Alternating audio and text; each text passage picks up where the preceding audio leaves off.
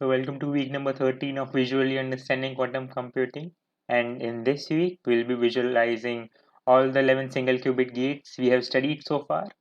And we will visualize these gates into two parts. So the first set of gates will be the ones that would require Hadamard to see their effect. And the other ones are the normal gates, the remaining gates, whose effect can be directly seen even when the state vector to which they are applied is in zero fit. So basically, if you're new here and if you don't know what's quantum, then basically this is the arrow that denotes the state of the qubit, and this arrow will be moving here and there because of the application of various gates.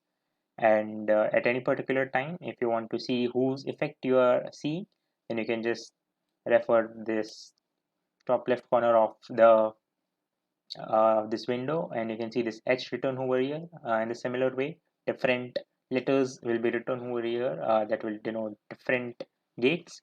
And in the top right, we'll be also having the matrix that denotes the particular gate whose effect you are seeing at the moment. So with that said, I think uh, and you can now just enjoy the visualization and the music of rain.